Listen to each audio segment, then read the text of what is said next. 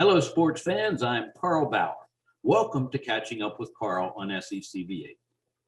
If you're familiar with wrestling in the area, you know the names of the two guests we're talking to today. Dave Becker is a man who earned a state championship while wrestling for Selinsgrove High School. He was an exceptional athlete, and he has a very interesting story. Todd Cummings is a Bloomsburg University graduate who became the head wrestling coach at Central Columbia High School. He was a very successful coach, and teams who wrestled against the Blue Jays knew that they were going to have their hands full. These are two good stories. I know you will enjoy them. Hello, everybody, and welcome again to Catching Up with Carl. I'm Carl Bauer, and today I'm talking with Dave Becker. Dave was a state wrestling champion at Selinsgrove High School in 1974. Dave, thank you very much for joining us here on Catching Up with Carl. I'm happy to be here. All right, I have a couple questions for you about what's been going on with you. Let's take you back to 1974. Things were changing in PIAA wrestling. For one thing, the wrestlebacks were happening. Up until that time, 1973 is actually when it happened. If you didn't win all the way through, your career was over. So how did it impact on you? Did you have any problems going through the tournaments? Well, my junior year, I was unbeaten, 19-0, and I wrestled and got caught in a bad move and from a good wrestler from Williamsport, and I'm out of the tournament just from one bad match. And then my senior year, I thought, okay, because they don't have the wrestlebacks like they do now, you got to win. So I just focused on making sure I didn't take anybody lightly and gave 100% effort on each match. And luckily ended up, winning the state title, I remember watching you on the mat. I was working at Warrior Run at the time, and you had a really interesting coach, Dick Smoker. Tell us about him. Well, he was a wonderful individual. He didn't take any gruff from anybody. He was very, very focused on his instructions and what we should do. And as long as you did everything he asked, he was a wonderful person. I love Coach Smoker. But, he didn't put up with any horseplay or anything like that. So I just remember us in the wrestling days going to practice and making sure that we were there, we were dressed, we were ready to roll. So there's no horsing around like kind of we do today. But he's very, very respected in the community, and I'm sure everybody misses him deeply. I think he's been dead now for maybe 20 years or so.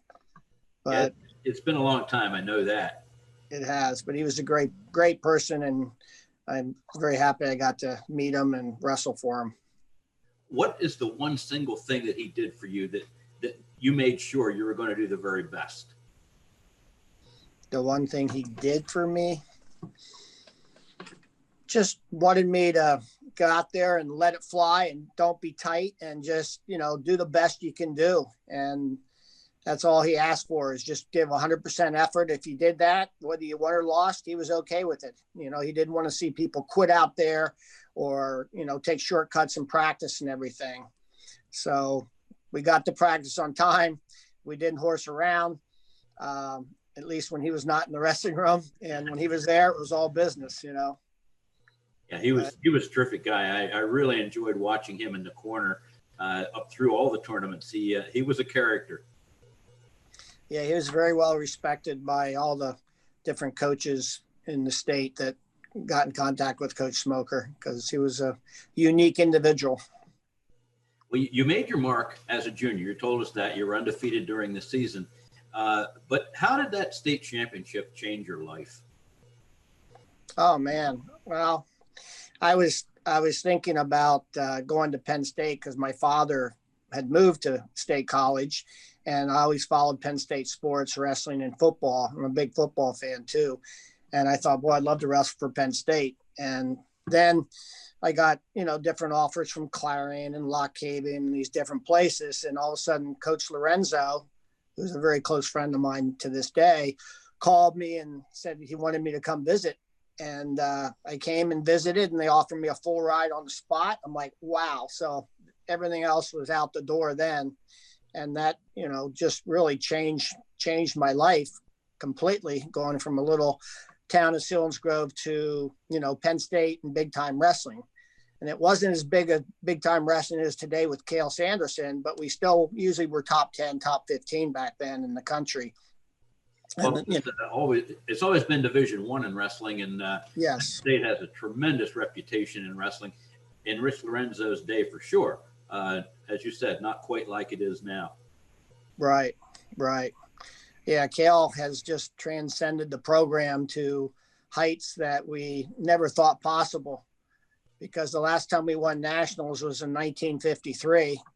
And I kept saying to some of my friends going to nationals each year, Ira Lupert and Rich Lorenzo and some other guys, when are we ever going to win this thing again? We're getting tired of watching Iowa win and us placing 10th or 12th or 13th.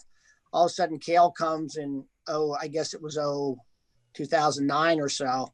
And I didn't believe he was coming to Penn State. And all of a sudden, it was confirmed that he's coming to Penn State, and you can see what's happened since. It's been just amazing turn of events to be top 10 to we're top 3 each year here right now. You were a state champion in high school. How did it go in college with your wrestling career? In terms of what? In terms of your success. Well, looking back, I was proud that I wrestled 4 straight years and never missed a wrestling match. I started as a freshman and did not miss a match due to not making weight or being ill. So I was very proud of that. And I ended up placing in nationals unofficially twice. My sophomore year, I placed, but they didn't wrestle for the 7th or 8th bout because I had lost to Kemp in the quarters, who was a 3-time champion. And then my senior year, I lost in the semis to Kemp again, and then I placed 5th. So I placed twice in Division I, which I was proud of. And I only lost a few dual meets over 4 years. But back then, in all fairness, we didn't wrestle. We wrestled the Lehighs and the Michigan States, but we didn't wrestle back then Iowa State, Oklahoma State, which are the leaders in the sport. We used to wrestle Oklahoma. So, but I look back, it was I think I did good for where I came from and my background and everything. Cause I did golf and I did football. I didn't focus just on wrestling like today. It's all about one sport. You really almost have to specialize today. Back then I kind of took it a little lighter where I would wrestle during the season and then not wrestle, for months on end. Can't really do that today. Well, you can't, but your accomplishments are just really, really impressive. After college then, what did you make your life's work?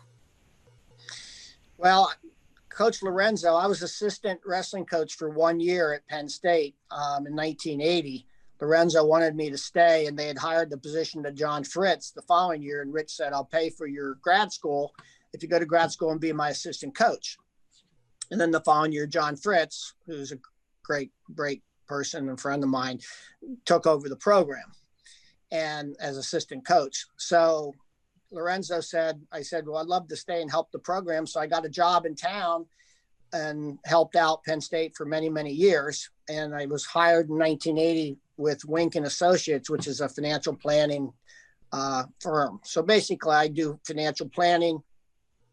I manage money for people, try to help them maximize their assets to, be financially independent. I've been doing that for 40 years.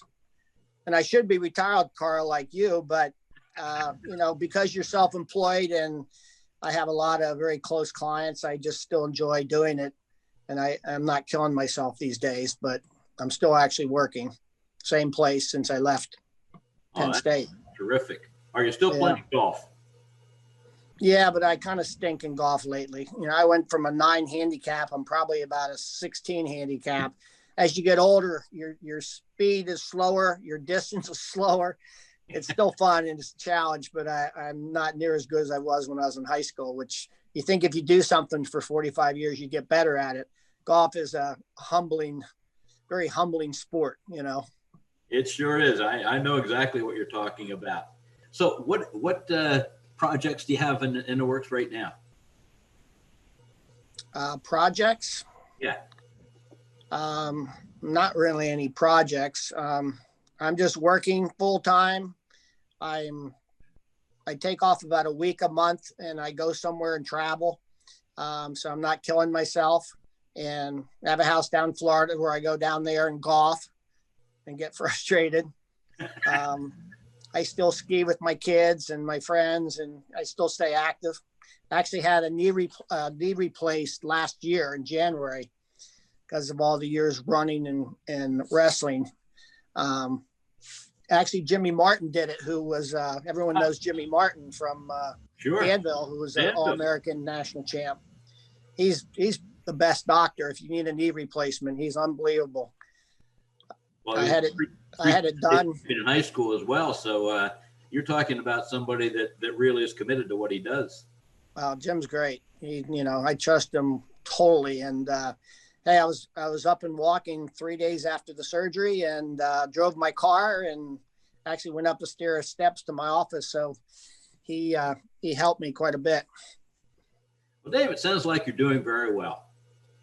Yeah, so far. You never know with coronavirus what's going to hit you. All of a sudden this pops up, and I feel so bad for people that are going through this. But luckily, I haven't got the virus yet. So social distance, right, Carl? Right, and the mask. And the mask. All those good things. Yep.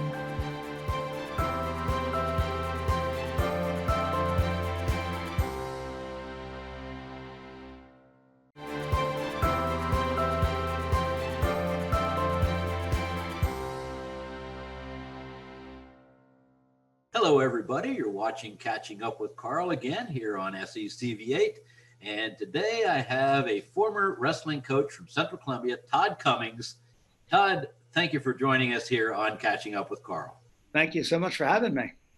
Now, it seems like a long, long time ago, it wasn't as long as I'm thinking, that you and I were introduced. I believe a mutual friend of ours, Albert Mavis, introduced us. My good friend, Albert Mavis. Albert, I'm sure introduced us. Albert is the social butterfly of District 4 wrestling, so that makes perfect sense. Yeah, he's a good guy. So where did you go to high school? Where did I go to high school? Smithtown, New York. And obviously you were a wrestler there at one of the smaller weight classes. You bet. 98, my senior year. How did you do? I made it to states twice. I won Suffolk County twice and placed 6th. All right. Very good. Not nearly as good as I had hoped. Well, you have brought that experience, though, to your wrestlers at Central Columbia, and I'm sure they were very happy to have what you had to offer. Your college experience, tell us about that. Oh, it was amazing. Being a 98-pounder and coming from out of state, aiming extremely high. Now looking back, thinking that I should be wrestling Division I, and I just thrived. The battles in the room under Coach Sanders at Bloomsburg. I was in the room with people like Carl Pop and Donnie Reese, the McCullums, so many great ones, and I thrived in that situation, and really did way better in college than anyone would have guessed. Great experience, and it brought me to Pennsylvania.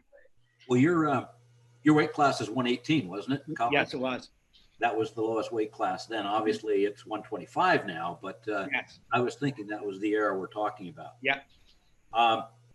So you went to college at Bloomsburg, which would explain kind of your connection with Central Columbia, but how did you get to Central Columbia High School the first time?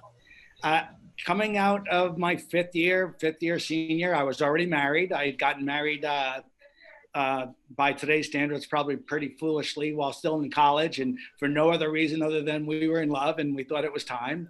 And so there was no way I was moving back to New York and living under my parents' roof until we got our feet under us. So I applied to some local jobs, and I, by that time, pretty much fallen in love with this area. And Central Columbia, John Rockage, who's passed away a couple of years ago, I vaguely knew him, and he was trying to find his way out. and said, hey, if you come in and we can get you started coaching, I'll have you take over the program. So I was assistant coach at junior high for 1 year, varsity assistant for 1 year, and the next year I was the head coach. Well, John, number one, was an outstanding coach, but he was a wonderful official. I loved watching him work on the wrestling. What a character. What a character. His daughter works in our school here at Central Columbia.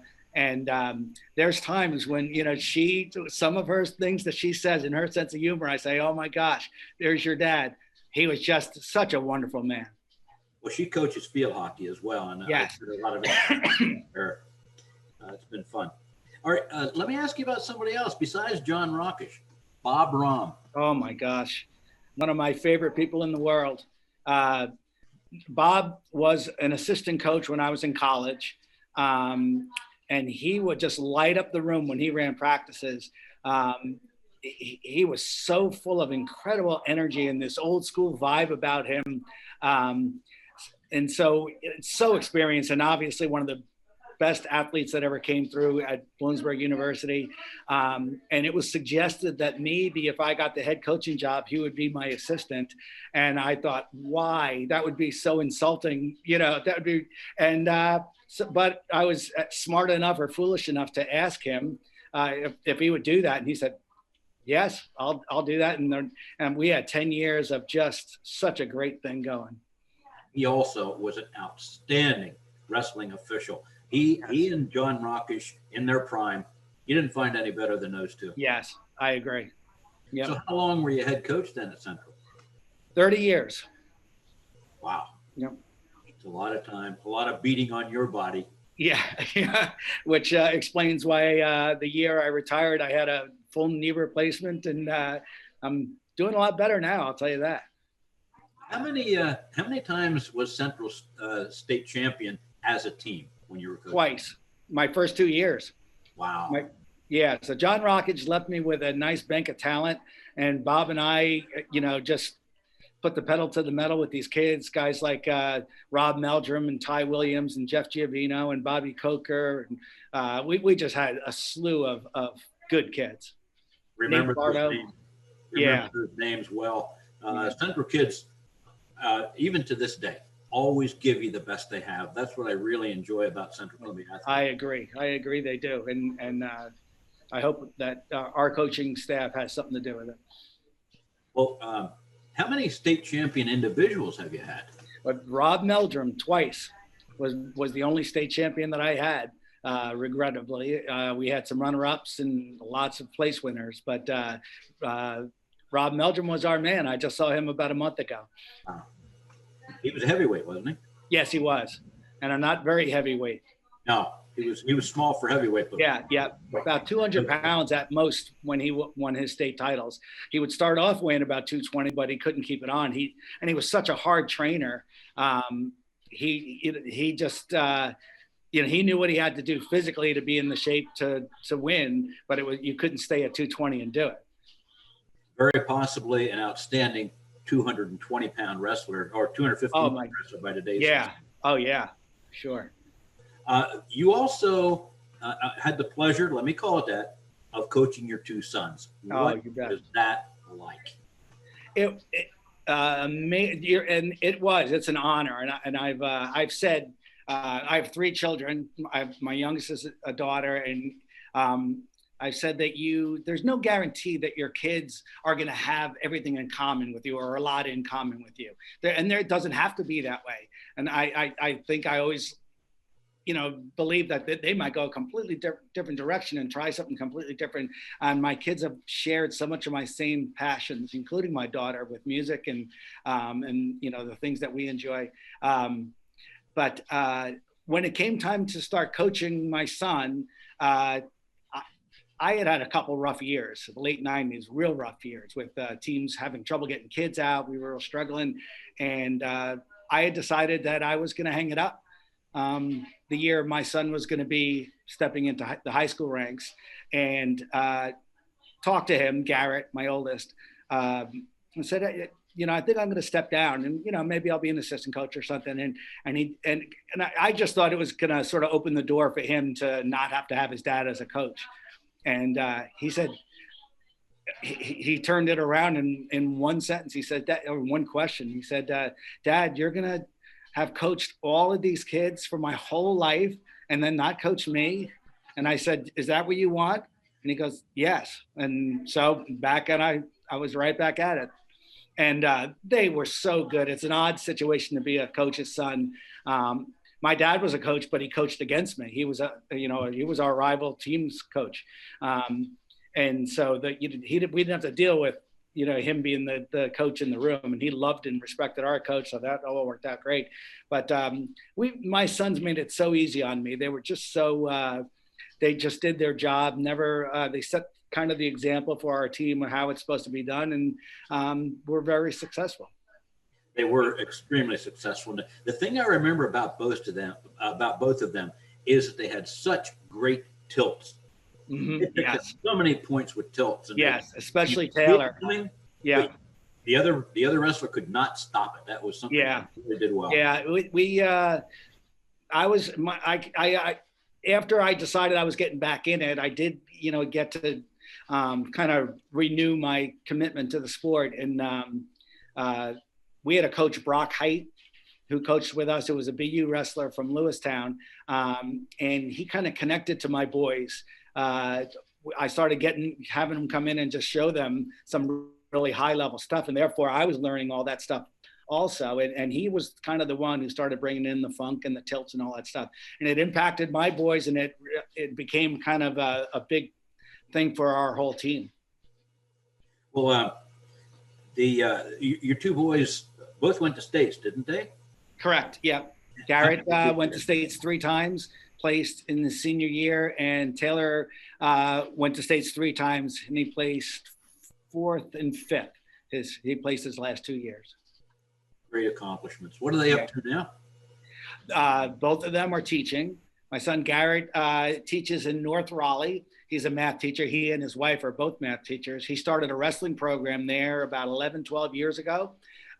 Started the wrestling program, and it's well established and very successful. So he's really, he's had a long career there. And it's kind of neat. He literally built the wrestling rooms in the school. They gave the space, and it was a great experience for him. So he's kind of like the old man of wrestling in that school now. My younger son, Taylor, was the head coach at Cary High School, one of the top programs in North Carolina. He coached there for, I believe, 7 years before moving up to Cambridge. His wife finished her doctorate at Harvard, actually, and he got a teaching job up there. And now they're moved down to Wilmington, North Carolina, and he's got a teaching job down there. So they're doing very well. And your daughter, you mentioned your daughter. My daughter has lived in New York City for, I think, 8 years now since she graduated. She told me in 8th grade, I'm going to live in New York City. And the only thing she liked to do, the thing she liked to do more than anything else in the world was read books. To the point where my son Taylor used to say, no one's making you do that. I don't know why you're doing that. But she read incessantly, and she is a marketer of books for Penguin Publishing. So wow. She lives in Queens and takes the train into Manhattan until all of this pandemic stuff. And now she works from home. But so she lives in New York City. She loves her work, so she never has to work a day in her life. That's right. Very good. You mentioned to me earlier that you're substituting now at Central Columbia. Yeah. Besides that, what else are you into? Well, it's kind of a little bit of a tragedy, or a big tragedy. I retired at the end of June of 2020, last year. Let me just get this right, 19. My wife got ill, and just right as I retired, and ended up passing away on September 1st. Oh, Todd. So it was, this has been, this last year, 12 months for our family has been very, very difficult. We've got each other's backs, and there's been a lot of, consoling each other and holding people up. My kids have been amazing for me, because obviously I was in a really bad way. Luckily, luckily for me, right as the school year was starting last year, Chad Heinzelman, who was a former Warrior Run wrestler, is the principal here in our middle school, comes and sees me and says, I got an idea. We have a sub opening for phys ed. You can sub as much as 90 days. And we cannot find anyone. Would you be interested in doing it? And he goes, it might be, because I had already told him that I am really going to need things to get me out of bed and get me going. So I offered to just come in and volunteer. I said, just tell me what I could do and I'll do it. So he offered me this job.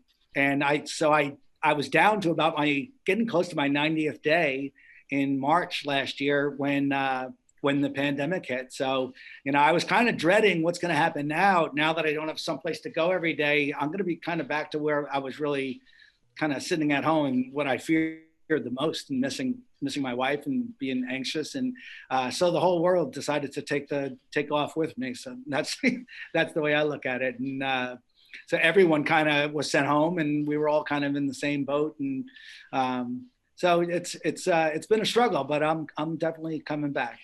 Well, you're keeping contact with kids, and that is so important to lift your spirits. Yes, it's really hard to feel sorry for yourself when there's a bunch of kids who, they might know something bad happened to me, but their attention span is about 5 minutes. So, okay, now get over it and let's have fun, and that's been very good for me. Well, I'm very sorry to hear that news. I didn't know, and Thank you. I'm sorry for you. I really feel your pain. Yeah, it's been by far the toughest thing I've ever faced. I could write a book on the absurdity of it all and how strange it all turned out. But retirement is good now. Now I've kind of gotten a piece. I can tell you're enjoying what you're doing. I am. I've been I volunteer at a local food cupboard on Tuesdays, and it's hard physical work all day long, and you're outside the majority of the time because we're doing everything masked and through car windows and trunks and stuff. So that's really been good for me also. Okay, well, Todd, I want to thank you very, very much for being with us here on Catching Up with Carl. It's been a lot of fun talking to you. Thank you so much, Carl. I really did enjoy it. This is Todd Cummings. He is former wrestling coach at Central Columbia High School, and this is Catching Up with Carl. So long, everybody.